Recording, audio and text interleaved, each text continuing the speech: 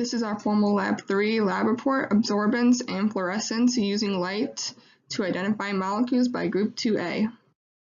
The goal of the experiment was to identify the sample of dye as well as its concentration, and then create an absorption and emission spectra from a different fluorescent dye sample.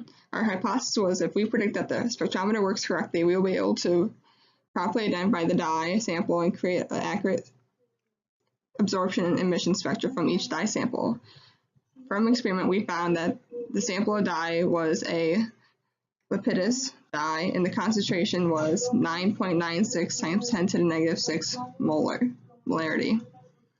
The research questions that we were trying to answer was how do spectrometrists identify an unknown sample using an absorption spectrum, and how are absorption spectra different from fluorescence spectra? What are the critical differences? What are some uses for each? So the first model that explained what we observed is through the excitation of a photon. Absorption occurs when the frequency of the light matches the frequency of the vibrating electrons. This allows the compound to absorb the energy from the light, temporarily promoting the electron to a higher energy orbital. Light emission occurs when an electron relaxes back down to the ground state and emits a photon. This photon has less energy, and the light therefore has a longer wavelength than the original because energy is lost due to heat and other forces, while the electrons in the molecules are in an excited state. Our dye is purple, meaning that it will absorb yellow light at 550 to 600 nanometers and then reflects the purple light back.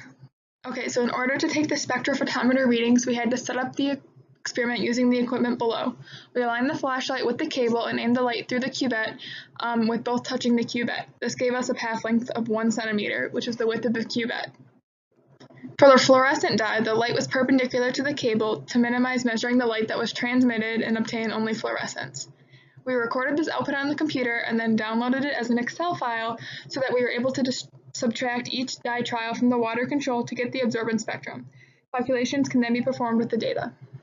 These are the spec readings that we got from the computer that shows the water, the purple dye, and the orange dye. This is the absorbance spectrum that we got of the purple dye from subtraction. It is consistent with the Lepidus dye. So this is the data we got from the fluorescein dye. We have both the absorption and the emission spectrum. This is not exactly what we expected to see because our understanding of physics told us the emission peak should be at a higher wavelength than absorption. However, the emission peak looks to be about where we were expecting, so we hypothesized that an error was made in obtaining the spec reading for fluorescein absorbance. One source of error is that measuring transmittance to the cuvette will always pick up some of the fluorescence. So we found the concentration of the dye using Beer's law, where the absorbance equals the log of the original intensity over the intensity through the dye, and then that's also equal to the extinction coefficient times the path length times the concentration. So after doing all of the algebra, we got the concentration to be 9.96 times 10 to the negative 6 molar. So you're able to identify an unknown compound because each compound has a unique spectra. This is because they absorb different wavelengths of light, so different patterns show up that identify the compound. Concentration can also be determined using Beer's law as shown on the calculation slide.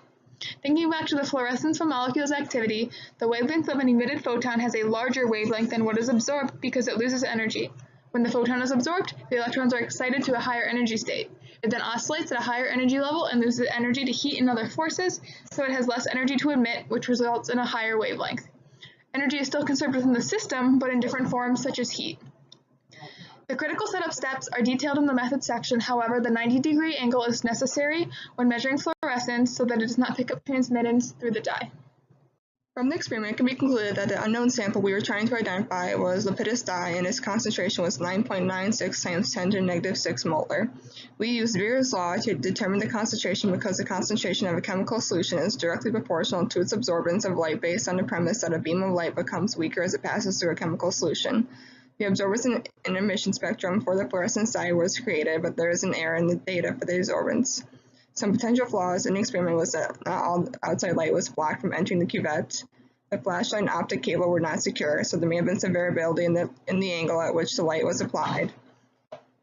And when measuring fluorescence, some of the transmitted light always made it into the cable.